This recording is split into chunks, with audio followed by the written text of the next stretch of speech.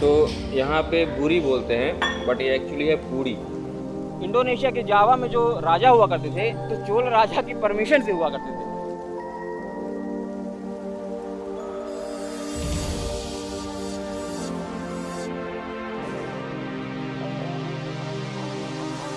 भैया और दैया। मालूम तो के पास नहीं जाएंगे। हम लोग अभी तंजावुर पहुँच चुके हैं। कल रात तकरीबन 12 बजे हम लोग तंजावुर पहुँचे और वहाँ पे हम लोगों ने एक लॉज कर उन लोग लिया। आ जाएंगे तो मजा काफ़ी थके हुए थे इसलिए रात को वीडियो नहीं बना पाए। और अभी हम लोग उसी लॉज के थोड़ा सा नज़दीक पे एक छोटे से ढाबे में बैठे हुए हैं और इडली खा रहे हैं। यहाँ से हम लोग निकलेंगे बृहदेश्वर टेम्पल, बिग टेम्पल है यहाँ बोला था बिग टेम्पल, वैसे है बृहदेश्वर टेम्पल। बृहदेश्वर मतलब बड़ा, तो इसलिए यहाँ पे इंग्लिश में बिग टेम्पल बोलते हैं उसको। तो हम लोगों ने मंगाई थी इडली और बुरी। अब बुरी क्या है वो पता नहीं, देखते हैं क्या है। अभी तो फ़िलहाल इडली खा के देखते हैं कैसे है। हम लोग सही सजेस्ट किए थे। तो यहाँ पे बुरी बोलते हैं, बट ये एक्चुअली है पूड़ी, काफ़ी गर्म। A few moments later.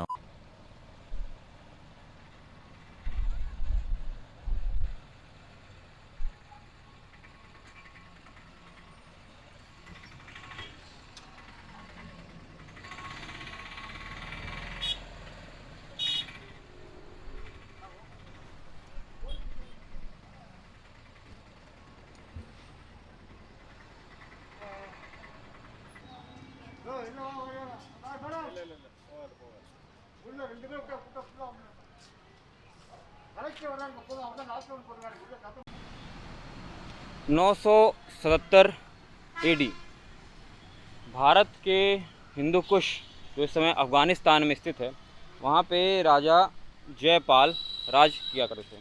वो हिंदू शाही वंश से बिलोंग करते थे। लेकिन होता ये है कि सुबुद्दीन गज़नी, जो कि गज़नी अफ़गानिस्तान के आसपास के इलाकों पे एक बड़ी सी ट्राइब थी, उनके वो राजा थे।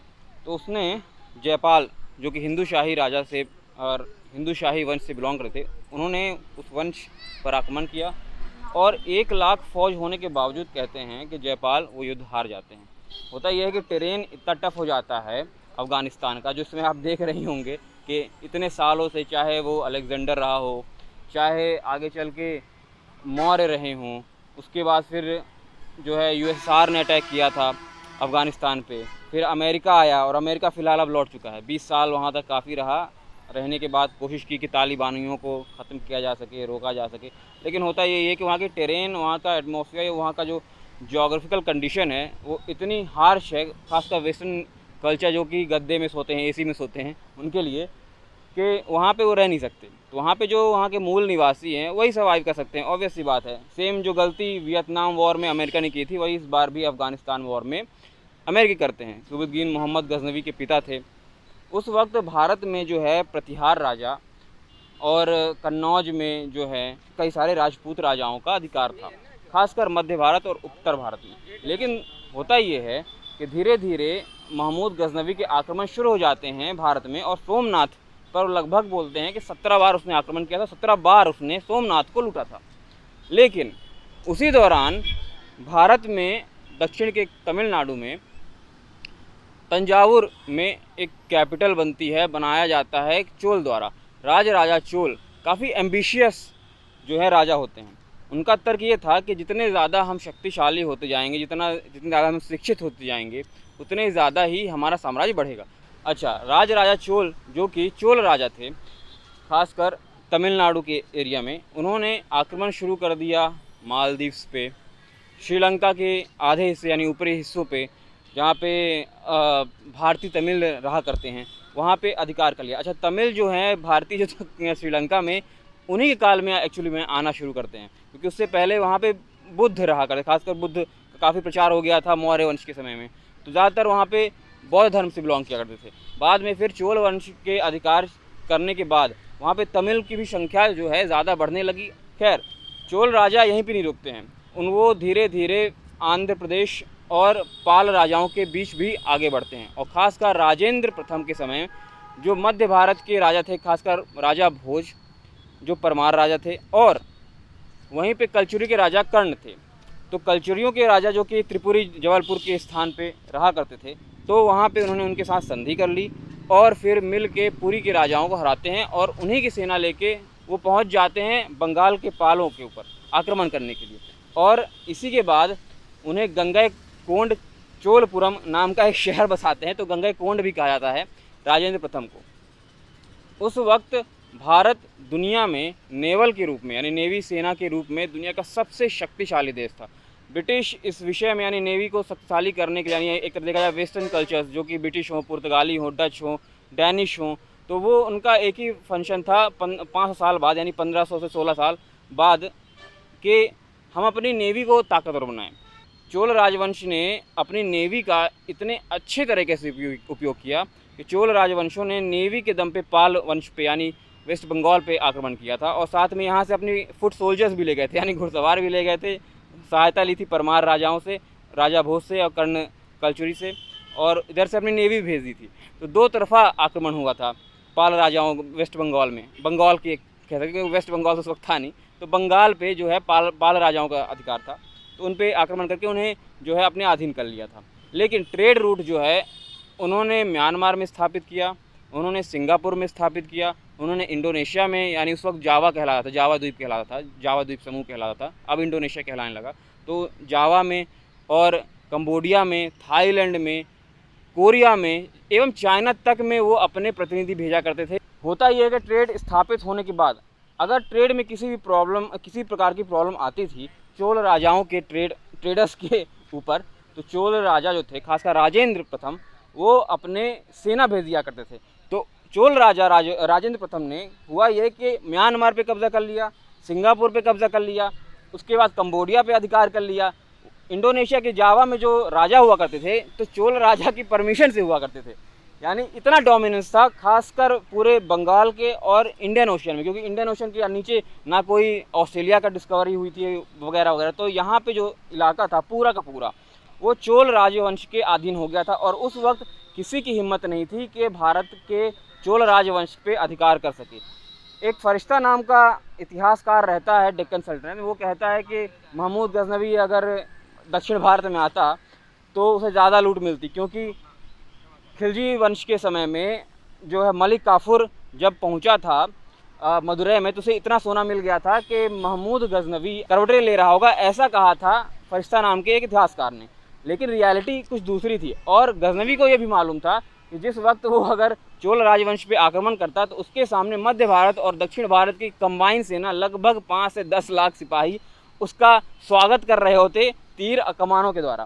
खैर उस वक्त वो भी जानता था कि दुनिया की सबसे बड़ी ताकतवर नेवल सेना और सेना से भिड़ना इतना आसान नहीं था, और गजनवी का मेन मोटिव ये था भारत पे आक्रमण करना कि भारत पे कब्जा नहीं करना है, भारत पे लूट मार करनी। इसलिए 17 बार जो कहते हैं गजनवी के आक्रमण जो हुए थे वो सिर्फ लूटने के लिए हुए थे।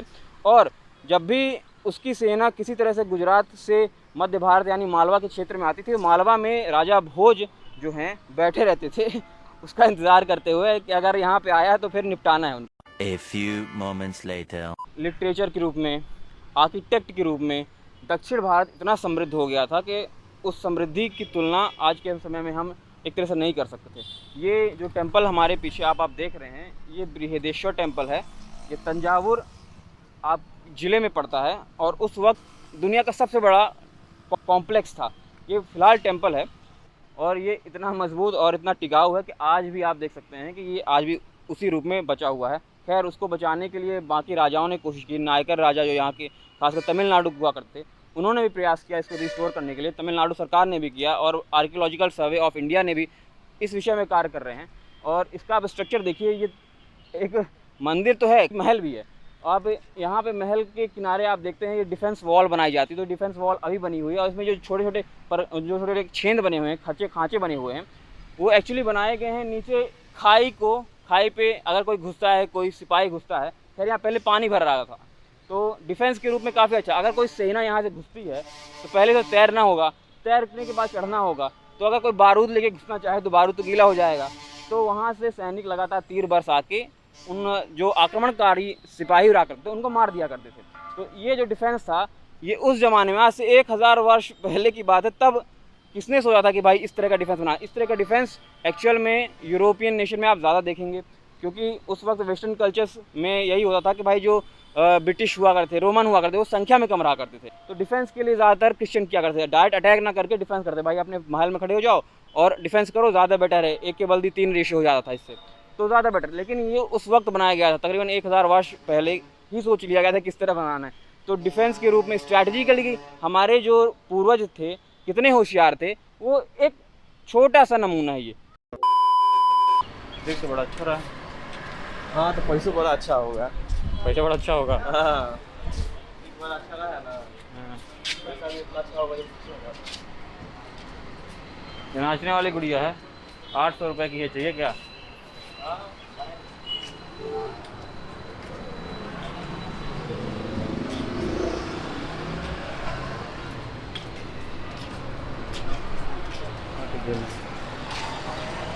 मतलब पूरा हैंडीक्राफ्ट है ना। ऑनली फॉर लकड़ी, हाँ, बृहदेश्वर टेम्पल के जस्ट सामने। वुड से बना हुआ वुड। अच्छा, ये हार्ली डेविडसन है क्या? हाँ हार्ले डेविडसन लीजिएगा। हार्ली डेविडसन ये है अंग्रेज जमाना का गाड़ी, कौन वाली? कमांडर? कमांडर। देखिए चेन का बनाया है चक्का, चेन का बनाया मगर चीन का नहीं बनाया है। चीन का नहीं बनाया है, चेन का बनाया है।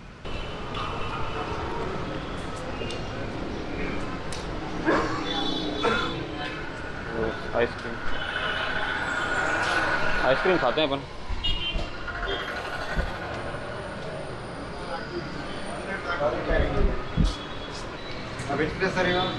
I'm from Madhya Pradesh. मध्य प्रदेश,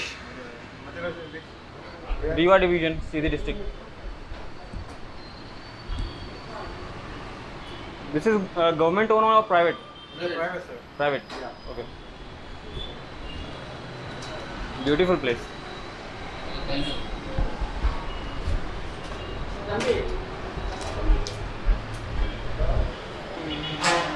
यहाँ पे और हम लोग दतिया दिया, दतिया। दतिया, आप वहाँ के हो क्या? दतिया के? मैं दिल्ली का हूँ। आप दिल्ली के हैं? अच्छा, दतिया में कौन है ये आपके? हमारा फंड है।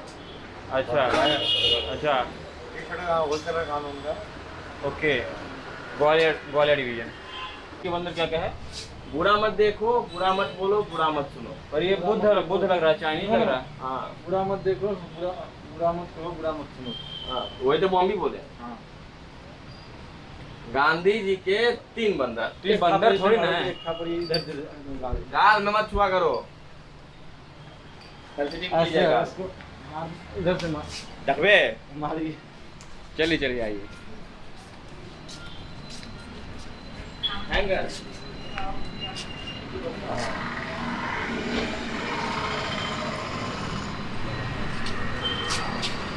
आइए कहीं और शॉपिंग कर लीजिए, दूसरे का भी फायदा करवाइए। पैसा करता है कभी या मैसेज आता है कभी, चौंका देता है।